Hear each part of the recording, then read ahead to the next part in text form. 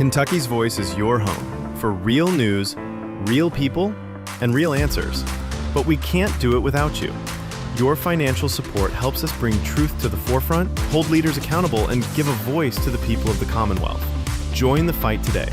Give online at kyvoice.org or text KYVoice to 53555. Every gift makes a difference. Stand with us. Speak up. Stay strong. You are Kentucky's voice.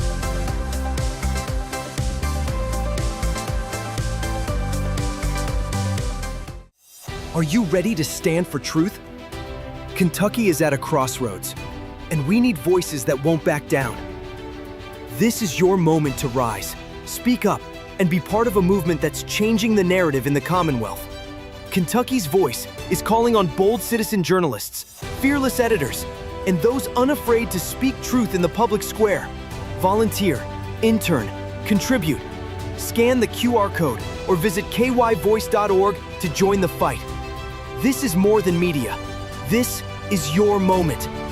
You are Kentucky's voice.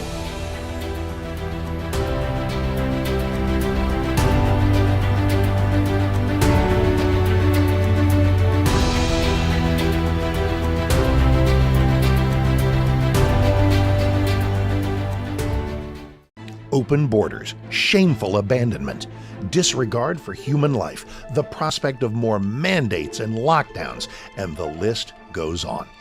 Now more than ever, we need to stick together. Voting alone is not enough. We must use our dollars to support like-minded companies that fight for our rights and beliefs. Patriot Mobile is America's only Christian conservative wireless provider who shares your values. Last year, we gave more than $500,000 to conservative causes. With your support, we'll give more than $1.5 million this year. It's time to band together and support companies that truly love America and fight for our freedoms. Will you join us?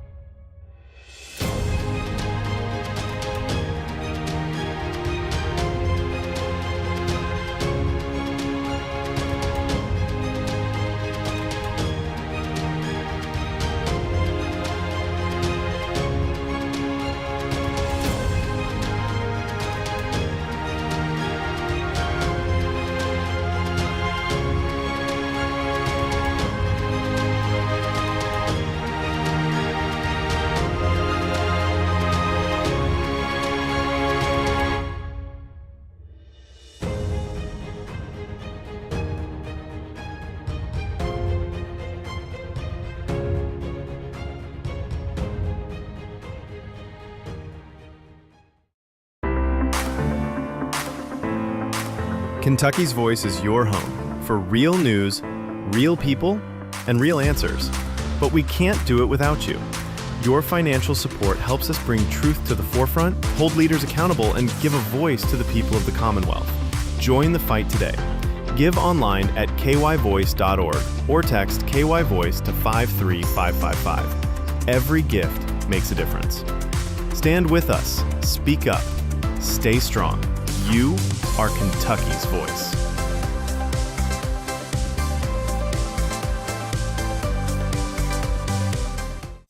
Are you ready to stand for truth? Kentucky is at a crossroads, and we need voices that won't back down. This is your moment to rise, speak up, and be part of a movement that's changing the narrative in the Commonwealth. Kentucky's Voice is calling on bold citizen journalists, fearless editors, and those unafraid to speak truth in the public square. Volunteer, intern, contribute. Scan the QR code or visit kyvoice.org to join the fight. This is more than media. This is your moment. You are Kentucky's voice.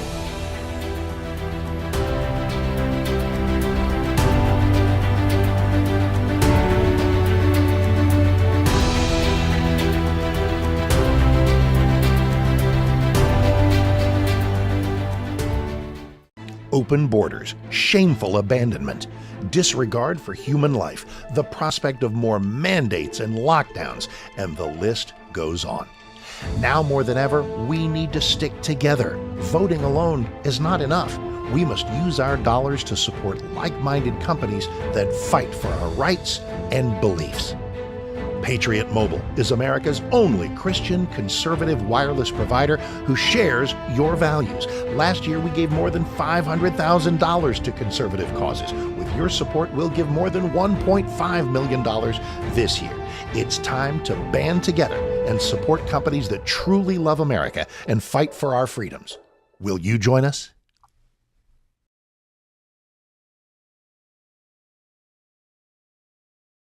State and local issues with Tom Fallbush, Bob Scott, and Jim Waters. And welcome everybody to another day here on Kentucky's Voice. I'm your host for the day, Andrew Cooperrider, your favorite, most loved host of them all, I know. But I am very excited today to bring you all the news going around right here in Kentucky. But I know you're going to want to join in to the conversation as well. So while we're going through everything today, if you want to text in on the Kentucky Voice text line, we'll handle your questions as they come in today. It'll be 502-571-0970. 502-571-0970. And you're going to want to, normally I wait till the end, handle your text messages. For some of our other content, I'll do that. But starting us off today, we have a very important subject to cover. Now, if you've been listening to Kentucky's Voice, last Friday, I know Tom here on Kentucky's Voice talked about it, but also if you listen to the Andrew Cooperrider Show, my own show, you can check out by visiting theandrewshow.com. Once again, that's theandrewshow.com. I talked about this where an undercover video dropped from the University of Kentucky coming from Accuracy in Media AIM in regards to DEI, diversity, equity, and inclusion, that was outlawed by back in 2025, last year, by our state legislature, and them on camera admitting to the fact that they're violating that law. Well, another video has come out about that. Let's take a look. This is the second undercover video from Accuracy in Media. Let's go ahead and take a listen to it. Most of our faculty are pretty progressive. We can't actually use those words because, people are dumb. And you went on to explain that you were still continuing to do the DEI work. What people are dumb? If we hear about issues with respect to that, we will move to remedy that and correct that. So that was Accuracy in Media's video there. And that was their second undercover video. And there you had a woman in the sociology or psychology department there admitting that they are still keeping the DEI in place, but they're changing up the name on it because of the stupid people that they have to hide it from. And she was caught on camera. And then in that video, you see she was confronted by Adam from Accuracy in Media, and Adam Juliet is joining us here in the next segment. We're coming up on a break. It'll take about a minute break there, and then we'll have him joining us and going through that video, going through these investigations, touching base on this again as the evidence mounts that University of Kentucky is just outright disregarding state law and violating it in the call for racist behaviors. So we'll be discussing that. You'll want to join into that conversation. You can join us by texting our text line 502-571-0970. Once again, that's 502-571-0970. And then also, we will be covering today a pretty explosive report coming out of our state legislature's House Appropriations and Revenue Committee. The state auditor did a look into fiscal year 25 executive branch spending, did a presentation on this, and found some pretty shocking expenditures, some pretty extreme money. Like, we're talking millions of dollars being spent in some pretty ridiculous ways. We'll be going through some of that. I've posted about some of it on social media. If you want to follow me there on X, it's at KY Cooperrider. on Facebook. Just search Andrew Cooperrider. You'll see some of those posts, and you'll see some of the arguments people have back to excuse this absolutely ridiculous spending that we're seeing. So we'll have all that today. Once again, if you want to join into that conversation, check out our Kentucky's Voice text line. That's 502-571-0970. Once again, that text line, 502-571-0970. We'll be back here in just a short minute. We'll have Adam Juliet joining us from Accuracy in Media to go over the most recent video out of University of Kentucky. Truly shocking stuff. Stay with us.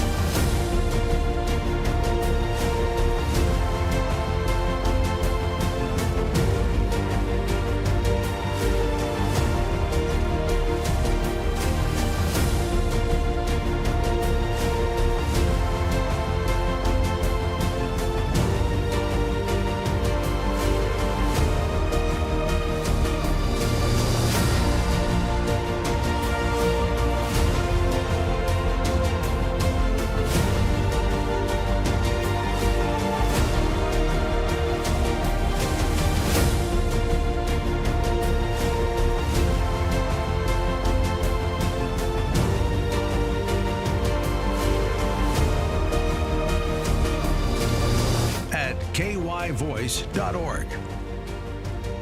And you're back on Kentucky's Voice. If you want to join into this conversation, and you're going to want to, you can go ahead and shoot us a text at 502-571-0970. Once again, that's 502-571-0970. So, as I mentioned in the last segment, Accuracy in Media, Adam, the president over there, has been digging into Kentucky universities as well as other red state universities doing undercover work in states where they've outlawed diversity, equity, and inclusion initiatives. He had one video come out last week. He had another video come out in short order. We have Adam joining us. Adam, thank you so much for giving me some more of your time.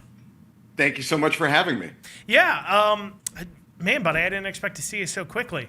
I know you told me last time I had you on the Andrew Cooperrider Show, not Kentucky's Voice. You can check that out, theandrewshow.com. But last time I had you on, you'd mentioned there'd be other videos. I didn't expect the turnaround to be so quick with this most recent video. So why don't you talk us through, in the first segment, I played that video.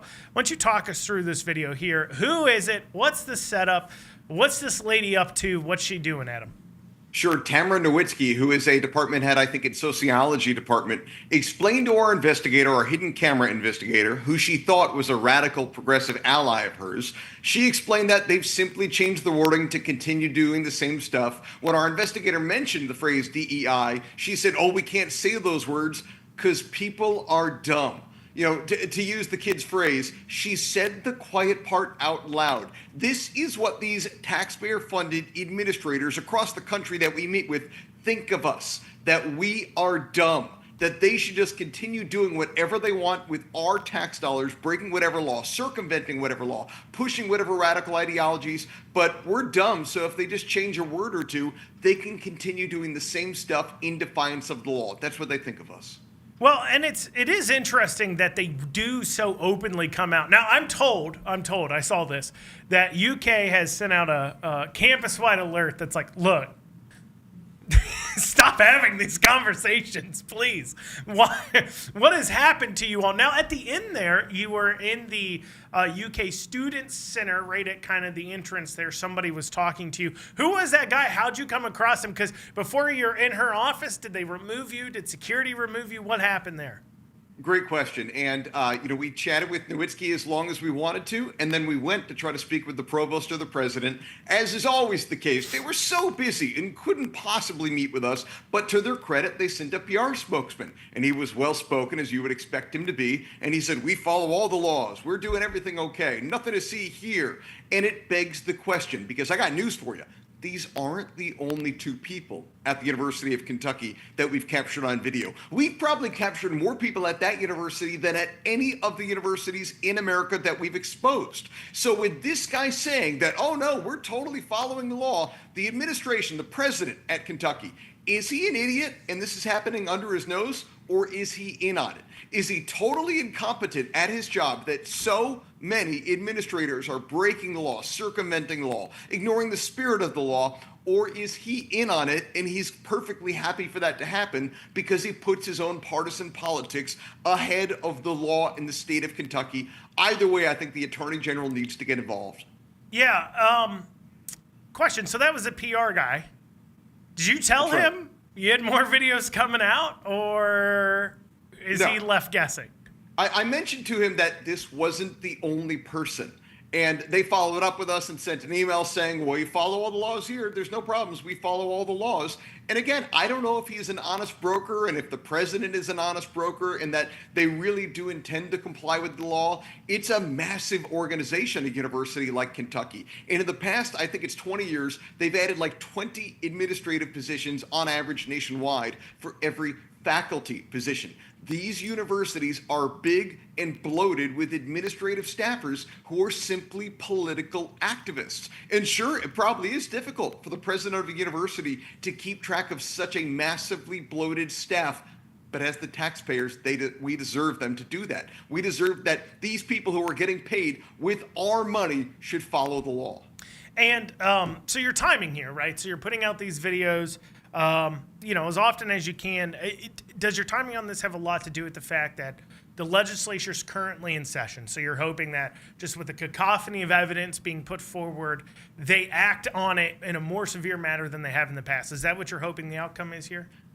To a degree, we don't support or oppose laws, but we do want to see solutions from the things that we expose. So we have this and many other videos coming out. Are they perfectly timed for the legislature to act? I don't know, because here's the problem. This is one of many red states where we're exposing this sort of content. We've got videos that we've released recently from a multitude of red states: Alabama, Iowa, Ohio, just state after state after state after state. We released another investigation from North Carolina last week where, again, an administrator was fired. And that's what's been very interesting to see. When we release videos like this from Kentucky, when we release them in North Carolina, the administrators get fired right away. I think a half dozen North Carolina administrators, including a dean of students, have been fired after we released videos there. Meanwhile, when we release them at Kentucky, they issue statements saying, you should believe us, not your own lying eyes.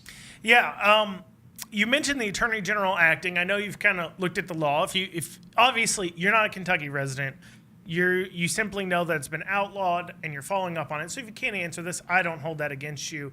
But what can the Attorney General actually do here in Kentucky to deal with this? Great question. And first of all, the law is much weaker than we would hope and we would think. It doesn't deal with DEI in curriculum, for example. So after we catch someone, if they go back and say, oh, I was just referring to DEI in the curriculum, not DEI activities from administrators or department heads or anything like that, it's pretty then easy for the university to say, oh yeah, they were just talking about within curriculum, where it's still totally legal, even though the context oftentimes suggests otherwise. Now, Kentucky's law isn't one of the worst in the country. It's certainly not the best. It does allow the Attorney General to issue some consequences legally for those who are breaking the law. But again, it's tricky for an Attorney General to act on it at times because they're just looking at our video, and we are always happy to share the raw footage of the video with honest brokers. So I think with some of these upcoming videos, I think it would likely put the Attorney General in a position in which they can act, particularly if we share the entire raw footage with them. But it allows for so much deniability since the law is so weak in Kentucky. All of these people can just say, oh yeah, I just meant the curriculum, which is totally legal. And then the university can say, see, we're following the law, even though, come on, you watch these videos, no one would believe that. Yeah, it's UK did something. So an example of UK, and I don't know if you're aware of this, but back when Charlie Kirk was assassinated, a member of University of Kentucky's security staff, so the people, like literally he has a degree in it, he was a part of making sure the campus stays safe. So the guy who you would think would look at that and say, horrific, unthinkable thing, because I'm in charge of making sure this doesn't happen. He made a post quoting, I believe, Mark Twain, saying that, I've never wished somebody dead, but I've read a great many obituaries with excitement, or, whatever the quote is. And so this guy was suspended for 6 weeks, I believe with pay, and then just brought back. Rehired, wasn't fired, nothing bad happened to him. They just moved him over to like property instead of security. Like, this isn't just a free speech situation. That was literally somebody in campus security. So I don't think UK would, take care of this on their own. Would you agree with that? Of course not. In the words of Tamara Nowitzki, people are dumb. They can just continue getting away with whatever they want to get away with. They can come up with whatever excuse. They can claim they're doing investigations, and we'll forget about it in 3 weeks because people are dumb, as Tamara Nowitzki tells us. In situations like that, when the universities fire the professor or the staffer, they oftentimes get sued, so I get that it's tricky for them. You know who I want to fire potentially? The people who hired them. Because if you're hiring the kind of nut jobs who are reveling in the murder of another human being, either you're not adept at hiring people, or you hired them because of that. It speaks to how rotten this university is from top to bottom, that in department after department, we have these radicals. We have even security radicals like that. And if it was one or two, you could say it's a bad apple. But when it's so many of them, it is a rotten orchard. Anyone who hires a radical like Tamara Nowitzki, I don't know why you're working for the taxpayer. Anyone who hires a radical like that security staffer, I don't know why my tax dollars pay you every 2 weeks. This is a rotten institution.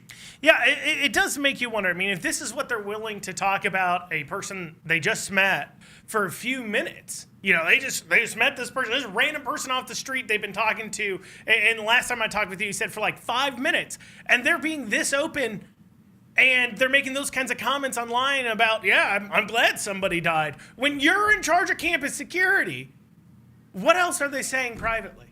They're going to put our investigators out of a job if they keep publicly saying the things that they used to be afraid to say publicly. And we're seeing this not just at Kentucky, but at universities across America, where these radicals celebrate murder, where these radicals promote Hamas. At the University of Washington, they were selling Hamas t-shirts. They were passing out literature from the propaganda bureau of Hamas. These are anti-American, anti-capitalist, anti-Semitic radicals, and they've taken over higher education.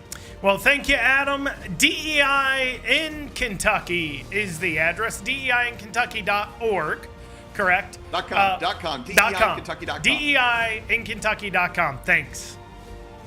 Are you ready to stand for truth? Kentucky is at a crossroads, and we need voices that won't back down. This is your moment to rise. Speak up and be part of a movement that's changing the narrative in the Commonwealth. Oh, cool. Kentucky's Voice is calling on bold citizen journalists, fearless editors, and those unafraid to speak truth in the public square. Volunteer, intern, contribute. Scan the QR code or visit kyvoice.org to join the fight. This is more than media. This is your moment. You are Kentucky's voice.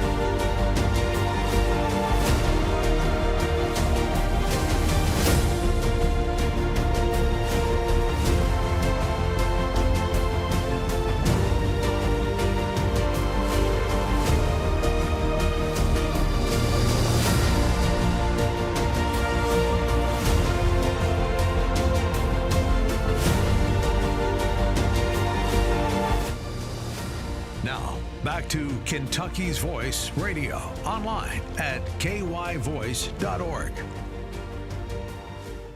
And you are back here on Kentucky's Voice. I'm your host for the day, of course, Andrew Cooper-Ryder. If you want to join into that conversation, you can shoot us over a text message on the Kentucky Voice text line.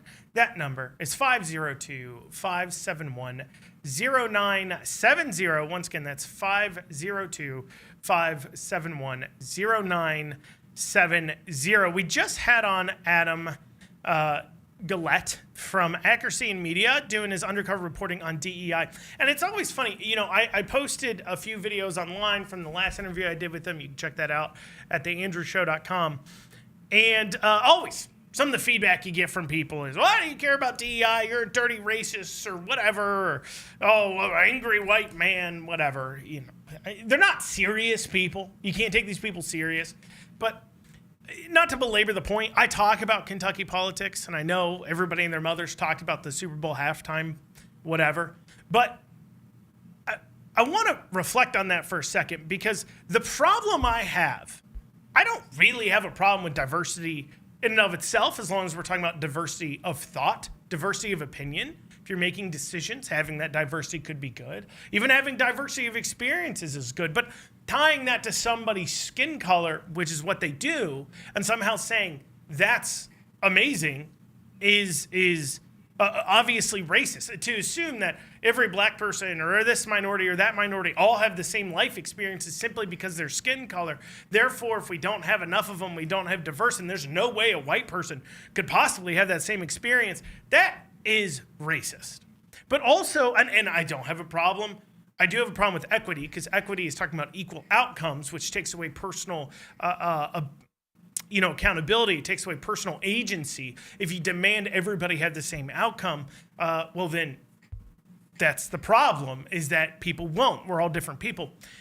And when it comes to inclusion, the problem with their inclusion is exactly what we saw in that Super Bowl halftime show just on Sunday. Because you take that Super Bowl halftime show, other than like 4 or 5 words, the entire thing was in Spanish. A language literally 95 to 99% of the people watching football don't understand, and certainly don't understand it well enough to understand what the heck poorly behaving bunny was talking about. Like, no idea. That's inclusive to them. Speaking in a language that 99% of the people watching don't understand is called representation and inclusion. You know, there is an average of one Hispanic person per NFL team on active rosters in the NFL. And doing it a halftime show entirely about that culture is considered inclusive. When it's not. That isn't even their inclusion just means anything but white, which is weird considering the majority is white. If you're actually trying to be like as inclusive as possible, you'd say, okay, 60%, 70% of this group has got to be white. 80% of this group has got to be white. And geez, 50% better be male, and 50% better be female, and then this percentage be this much, and then this percentage be that much. But that isn't what they're aiming for. They're just aiming for not white. If they're just honest about it, we could actually have a debate on the merits. The problem is they're not honest about it, because what kind of person would come out loud and say, inclusion to us means speaking in a language most of you don't understand? That's not the national language. Literally, do you know what they call football in other countries' NFL? They call it American football. It's called American football. That's why you should speak English during it. Because it's American. And you know what? Countries have very few things that hold them together. But one of those key things that keeps people cohesive and working together is speaking the same language. Remember when God in the Tower of Babel didn't want us to complete something, didn't want us to be able to come together to build a tower to make ourselves more like God? What did he do? He created all the different languages of the world, pointing to the idea that if you can't communicate with one another, you can't have cohesion. That isn't how you bring people together. Nothing makes me feel more included than when two people are talking a language I don't understand. I really feel like I'm part of that conversation, don't you? Don't you feel like you're part of the conversation when that happens? Anyway, sorry. I just, this whole diversity, equity, inclusion stuff so much just goes off the rails. We did have a few texts come in, though, asking, is UK alumni aware of the DEI issue, and what is their response? This was talking about Adam from Accuracy in Media. He came on. If you want to text in about anything we're talking about, we're going to be digging into spending too here in a bit. That's 502-571-0970. That's our text line. We talked about that as far as it goes with Adam last time about, what should the response be and everything else. But it's not like UK is going to tell him. It's not like the local media is going to tell him. It's literally just social media pages and alternative media that's kind of getting the word out there. But the other question is how much of the alumni care? I mean, they were brought up in the same exact system. They went to that school. Are they really going to be that surprised to hear that it's full of a bunch of liberals that hate you for being white and successful? They literally hate their customers. If you go to UK and you're white and you come out and you're successful, so you're a donor to the college, that is the exact person they hate. And they know it. That's the thing. They know they hate them. Still give money to them. Speaking of that, it'd be a good opportunity for the Crafts, Joe and Kelly Craft. Kelly, ambassador under Trump, ran for governor as a Republican. They're huge donors, big boosters of the UK athletic program. It'd be a good opportunity for them to step in and say, like, hey, look, can you stop this? What you're doing isn't equity or equity's bad. Isn't diversity or inclusion. It's exclusion. You're dividing us. You're separating us by our skin colors. It's absolutely ridiculous. And when people sit there and say, you just don't want them teaching. No. Do you know before the legislature in 2025 passed a law on this, that the Kentucky Council for Post-Secondary Education would tie funding to hitting racial quotas? That until the legislature act, universities like UK and U of L, the amount of funding they would get on certain things was dependent on whether or not they had enough black students or enough Hispanic students or enough ethnic minority students. Literally, they had racial quotas. Tell me what's more racist than that. And they defend it by saying, look, we're not excluding white people. We're just, doing things to include more minorities. It doesn't cost you any opportunities. Yeah, it does. Because you have to ask yourself this question, right? If you're trying to hit a racial quota, how are you going to accomplish that? Well, you only have two ways. You're going to take money and spend it to attract in people based solely on their skin color, which really doesn't actually matter, or you're going to lower your standards. And the problem is the second one is what's been mainly happening, is lowering your standards. Because that's the only way you're going to hit these quotas. But anyways, when we come back, we have the legislature had a hearing in their Appropriations and Revenue Committee. This is committee in charge of making the budget. And they heard from the Office of the Auditor of Public Accounts, Allison Ball, who did a presentation on a pretty important, pretty interesting topic, out of control spending. Talking and giving a lot of examples of millions and millions and millions and millions and millions and millions of dollars being spent. We'll be discussing that. You're going to want to join into that conversation. Go ahead, shoot us a text, 502-571-0970. Once again, that's 502-571-0970. That's the Kentucky Voice text line. And if you like what you're hearing, you want to listen to it a little bit more, you can check out the Andrew Cooperrider Show, my other weekly show. You can visit theandrewshow.com. Once again, that's theandrewshow.com. We'll be back in a few short minutes.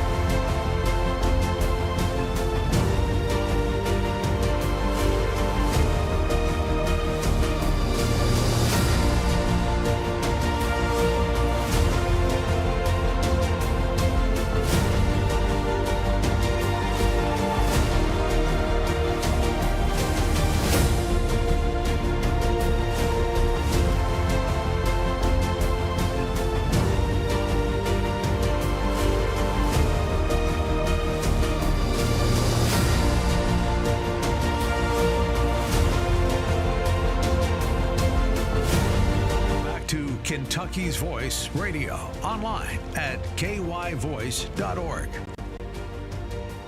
And you are back here on Kentucky's Voice. If you want to join into the conversation here in the next segment, I'll be going through your text messages. You can text us in on the Kentucky Voice text line.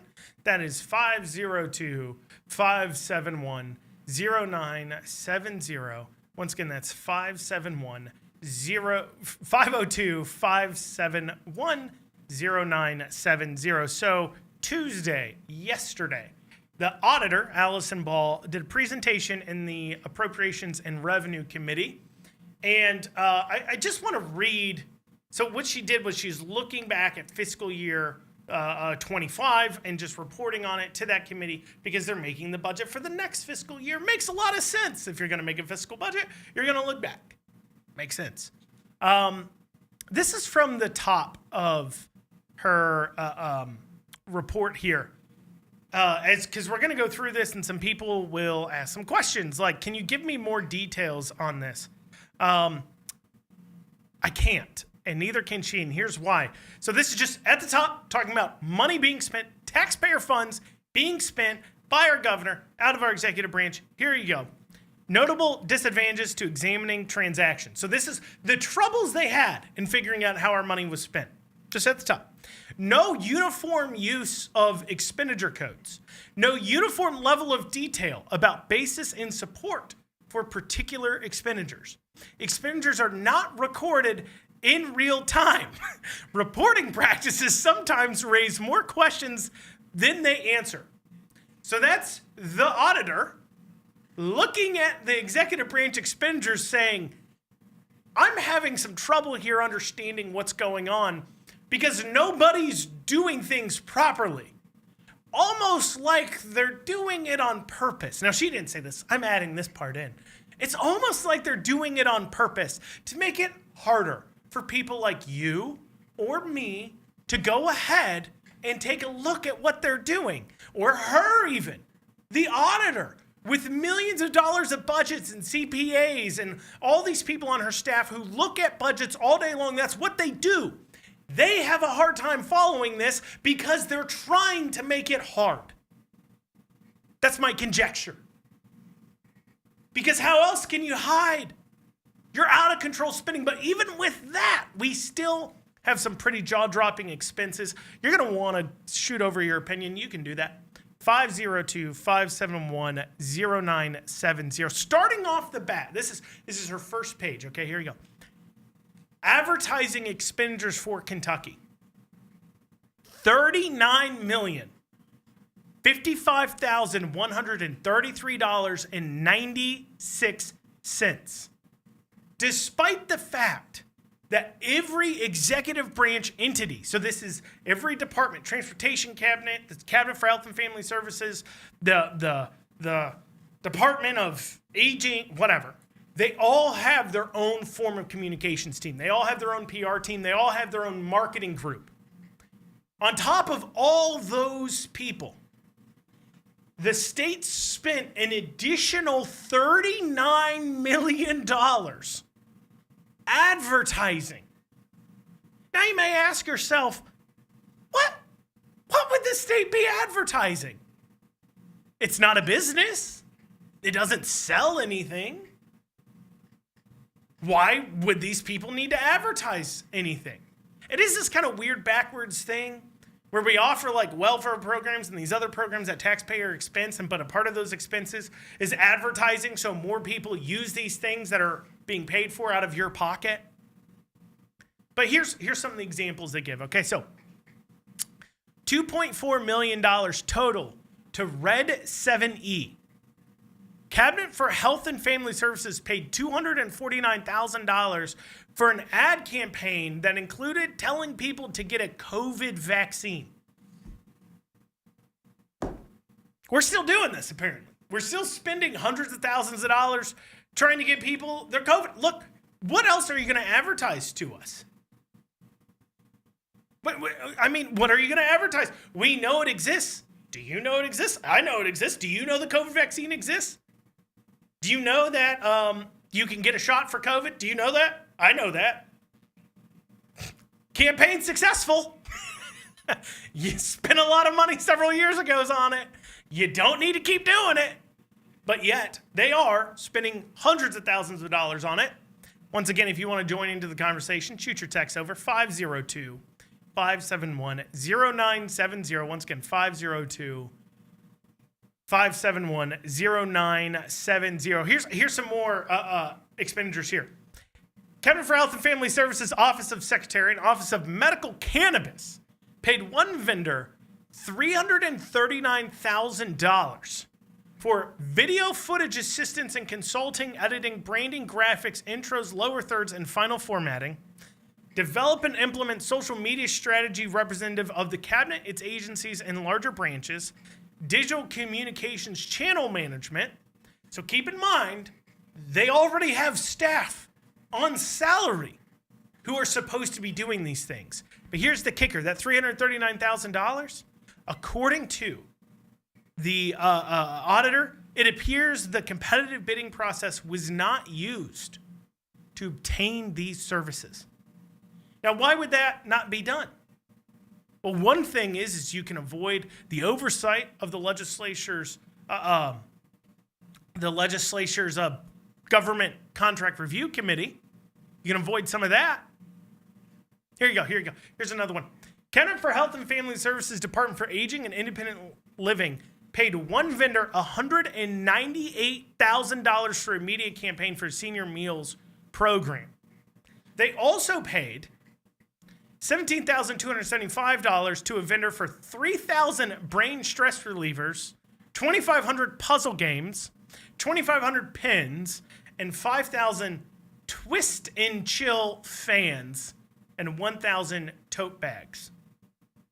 Now, this is important to realize about this waste because this is the same department that, if you remember from like October of last year, was having this giant budget shortfall and was having to kick seniors off the meals program because they didn't have enough money to keep feeding the seniors. And then Bashir magically found $10 million somewhere to go ahead and shore this up to fix this problem. But this is the same department. So it has a budget shortfall. Literally, seniors were getting kicked off the program while they're spending over $200,000 on media campaigns and twist and chill fans. Does that make any sense to anyone? Cabinet for Health and Family Services, though, their waste continues. Here's another one here. They paid $45,000 for 1,300 collar-changing tumblers, 1,700 cotton canvas totes, 1,240 two-tone Himalayan tumblers, 400 stadium cushions, 1,500 football rockets, 1,000 drink sleeves, tall pint, 600 sports bottles, and 1,400 antibacterial hand sanitizer with clips. Well, at least the antibacterial hand sanitizer with clips is, you can at least say that's for health. Though I do struggle to see how 1,300 collar-changing tumblers and 1,240 two-tone Himalayan tumblers, that is the like coffee mugs, I fail to see how that helps out community-based services. I guess there's just a big shortage of coffee tumblers in these communities. The Cabinet for Health and Family Services has identified and decided, hey, we need to provide them tumblers. And you know what? You didn't know this, but apparently our community-based services, they discovered that in the community they needed 1,500 football rockets. Football rockets. I think that's like an off-brand Nerf football with the spinny thing. Thank goodness we spent $45,000 on football rockets. That's what we need. I know I need it when I'm paying my taxes. And I'm like, okay, here's my check to the state, because I have to actually write checks because, I'm self-employed. Here's my check to the state. Here's my $20,000 to the federal government. Here's my $5,000 to the state. Here's another $20,000 to the. As I'm filling that out, I think to myself, I really hope they're spending this money on football rockets and stadium cushions. That's what's important to me personally. Feeding seniors, not important. Taking care of the community's needs, not important. Stadium cushions and football rockets, that right there, that's top of the line importance. Joining the conversation, 502-571-0970. Here's another one. They spent, so this is Kentucky Department of Education, spent $360,000 for 75 people to attend a 2-day conference in Frankfurt or Lexington. Guys, that's over $4,000 a person for a 2-day conference in Frankfurt or Lexington. Let's keep in mind, the Council for Post-Secondary, or not the Council for Post, the Department of Education, that's over all the schools, doesn't employ a single teacher, but over all the schools in the state, is based in Frankfurt.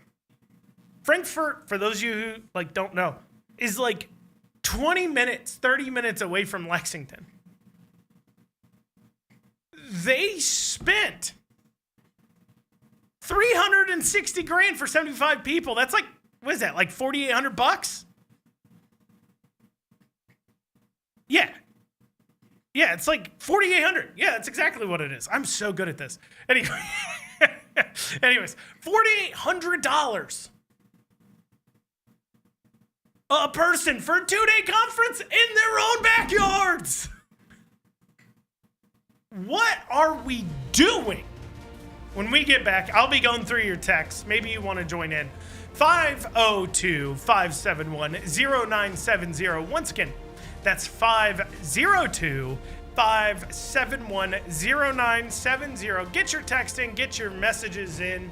If you like what you're hearing, you want to check out the Andrew Cooper Show, you can visit theandrewshow.com. Once again, that's theandrewshow.com. I do a show every week. We'll see you here in a few short minutes. Kentucky's Voice is your home for real news, real people, and real answers. But we can't do it without you. Your financial support helps us bring truth to the forefront, hold leaders accountable, and give a voice to the people of the Commonwealth. Join the fight today. Give online at kyvoice.org or text KYVoice to 53555. Every gift makes a difference. Stand with us. Speak up. Stay strong. You are Kentucky's voice.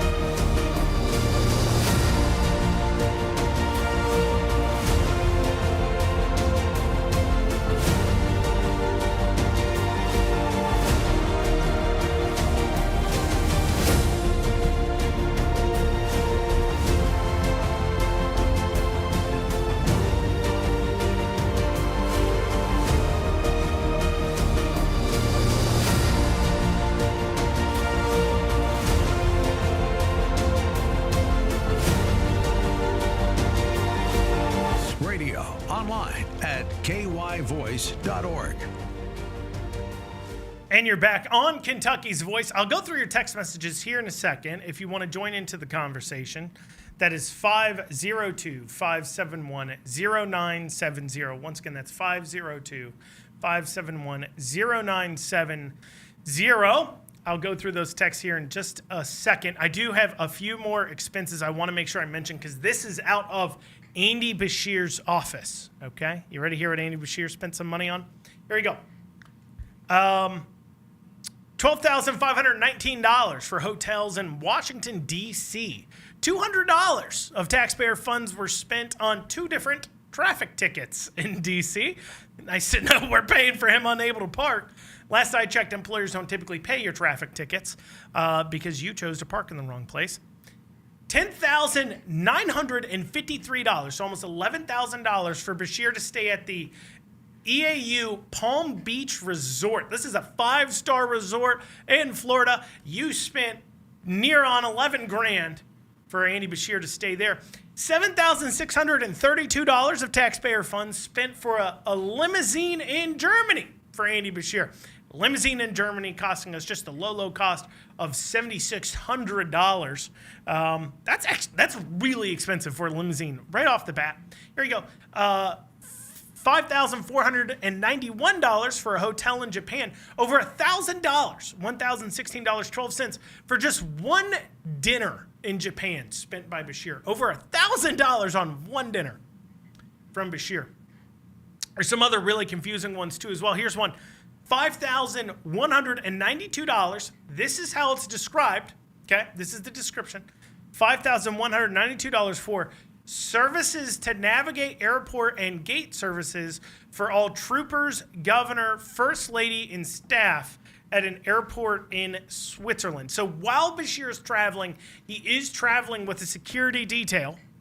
And for some reason, they had to pay near on $5,200 for services to navigate the airport and gate.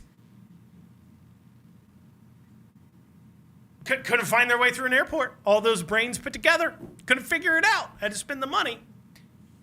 Go ahead, text in your opinions. 502-571-0970. Going through them now. Going through some of these. I got an email. Actually, I got a contact form that was filled out on my website, theandrewshow.com, that said, referencing our earlier conversation, DEI equals Democrat Employment Initiative. Yeah, that's right. It is just an excuse to go ahead and give jobs and employ people who we all know vote Democrat. Because that's the real thing. When you look at diversity, equity, inclusion, quote unquote, who do they really care about in quote unquote including? Who do they really care about is overly represented, not just represented, but overly represented? Well, of course, it's a Democrat voting base, and I don't think there's any coincidence at all there. Going into this one here, they said, by the way, your Sunday show was great. Thank you so much for that kind word. If you want to check out my Sunday show, you can listen right here on WGTK. Sundays at 6 p.m. You can also check out it's the same show. You can check it out podcast form, theandrewshow.com. Once again, shameless plug. Another text here says, is our supermajority playing us for fools? So they're talking about this spending here, saying, the supermajority's out here. We have a Republican supermajority. Why can't they get this under control? And I want you to understand, okay, the way they budget. This is the problem with the supermajority. They refuse to do the hard work of budgeting that they need to do to get a control on this spending, to do what's called zero-based budgeting, starting from zero and then budgeting every single line item and putting clear restrictions. This is how much you can spend. So instead what they do is they give a couple $100 million to this department, millions of dollars to that department, millions of dollars to this department. And then it's up to those departments how they want to spend that money. And outside of very few official guidelines, like you have to, you're supposed to get bids on things, bid out items. You're not supposed to be buying things for your personal use or whatever, though that gets broken at times. Outside of some very specific small things like that kind of limit it, it's unlimited what that department wants to spend their money on. There's no guardrails in place. Now, you could say, why won't they put these guardrails in place? A lot of it, in my opinion, a lot of it has to do with the fact that they all want to be governor one day. They all want to be in these positions of power. They all think that there's going to be a Republican governor next. And we don't want to put all these guardrails in place and set up all these opportunities for, a Republican governor to be held accountable. But here's the thing. It doesn't matter. It shouldn't matter to you or me or anybody else, whether it's a D or an R or whoever else. I don't want any of them spending $11,000 to stay at a 5-star resort in Florida. There's no reason for a Kentucky governor to do that. What's funny is when you bring this up, the left will always bring, what about Trump? What about Trump? One, we're talking about a state politics here. I'm not talking about federal things. I don't talk about federal things. But two, even if I was to say, what about Trump? What about Trump? He lives there, okay? Maybe one day you can live at a beachside golf course resort that you own. But he lives there. That's his house. He's going home on the weekends from D.C. Did you complain when Joe Biden went home to Delaware on the weekends? No.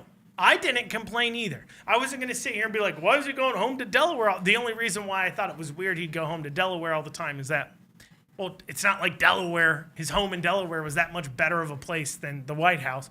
But at least, Mar-a-Lago, it's a golf course, it's in Florida, better weather. Like, I can understand why you'd want to go home for sure. But I don't fault Biden. I wouldn't fault Obama. I wouldn't fault Bush. I wouldn't fault any of them for going to their home on the weekends. There's still people that don't actually live in D.C. And also, importantly, the president's over the entire country. Do you see me getting mad about Bashir once for traveling within the state? His travel expenses from within the state, as long as it's not out of control and he's not staying at 5-star hotels or something like that. I don't care that Bashir travels as much as he wants within the state. I don't care. And the same way I don't care if the president travels as much as he wants. And I'd even say even overseas, I'm a little more okay with it because at least he has to conduct foreign policy and make trade deals and everything else. Bashir does none of that. It isn't even close to the same. So you've got, playing us for fools, you've got the Republicans that are like, look, I don't, one day there might be a Republican governor and I don't want to put these guardrails in place. And then the Democrats over here, they pretend like they just don't care. Not pretend, they don't care. They're like, I don't care that the governor's spending $11,000 on a 5-star resort in Florida. I don't care. Now we know why he's hitting upon why everybody needs a chance to take a good vacation, because he talks about in his speeches and things. He's like, Americans need to be able to afford that summer vacation again. He feels a little guilty. He's been taking vacations on our dime. He's feeling a little bit guilty about it. Okay, taking a look here back at some of these messages. Someone goes, I bet half of those items had somebody's name on them as an advertisement. I think they're talking about some of the advertising dollars that were spent, as I went over in the last segment. That person can correct me if I'm wrong. But I was talking about the tumblers. I was talking about advertising expenditures being $39 million. Counting for Health and Family Services and others, spending money on tumblers and tote bags and Himalayan tumblers, brain stress relievers, puzzle games, pins, twist and chill fans, cotton canvas totes, two-tone Himalayan tumblers, stadium cushions, football rockets, drink sleeves, sports bottles, color-changing tumblers. And so somebody mentioned, I bet you they have somebody's name on them. Yeah, I mean, that's the other thing, is that, look, can we see these tumblers? Did they say Governor Bashir on them? Were they a campaign expenditure, actually? Would be interesting to see. Someone else said, how about Christians take a very long break from sports world? I speak of Super Bowl situation. There was a Christianity prior to pro, collegiate, or modern Olympic sports. However, did God's people survive? I'm going to be honest. That person has a point. If I have to be 100% honest, I didn't even watch the Super Bowl this year. Other than clips I've seen online, a bad Rabbits performance, what's his name? Bad Bunny? Bad Bunny? Who names themselves Bad Bunny? I'm going to be a really big rapper. What's your name? Bad Bunny. Like, so stupid. Anyways, pick it. You could choose any name in the world. Any name. You literally, it's a stage name. You could pick anything awesome. You could pick, like, Jack the Amazing. I don't know. You could pick anything. And you're like, misbehaving rabbit. That's what I'm going with. It doesn't even make sense. Anyways, so I didn't watch it. I didn't watch the Super Bowl at all. I stopped. I'll tell you this much. And I'm not trying to be, tell you guys I'm better than all of you. I'm not. I'm just saying I stopped watching I used to be a huge Browns fan. And my wife would tell you, when we first met, every Sunday we'd go to a sports bar, or I'd go to my parents' house and watch Sunday Ticket. They'd buy Sunday Ticket, everything else. I stopped doing all of that. I used to be in fantasy sports leagues for the NFL. Stopped doing all of that. And when I stopped was when they started having 2 national anthems. That's when I pulled out. I said, I can't do this. The kneeling was awful.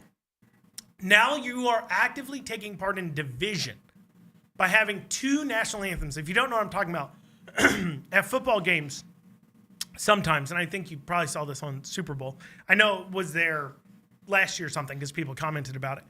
But there's a quote-unquote black national anthem and then a national anthem. And so the NFL started playing both. And that's just straight division. We're all one country. We have one national anthem. There's no such thing as a black national anthem, the same way there's not a white national anthem or Hispanic national anthem. It's one national anthem. And so when they started doing that, playing 2 national anthems, I checked out. I said, I can't do this anymore. And I stopped watching football. Like I said, I used to be I could go through, name most of the people who played. I used to be super into it. I pulled out of it and I stopped almost cold turkey. Like I said, my wife can tell you. The minute I heard about the 2 national anthems, I said, that's it. I can't do it. And I stopped watching. And so I agree that maybe we should all just stop watching these sports if there continue to be nothing but a place of division, anti-Americanism, communism, godless heathenism. Bad Rabbit got fined like $10 million by the FCC for that performance because it was so vulgar and he swore so much apparently in a different language, inclusively swearing. That's great. Anyways, that's what we have time for today. Kentucky's Voice will be back here tomorrow. We'll see ya.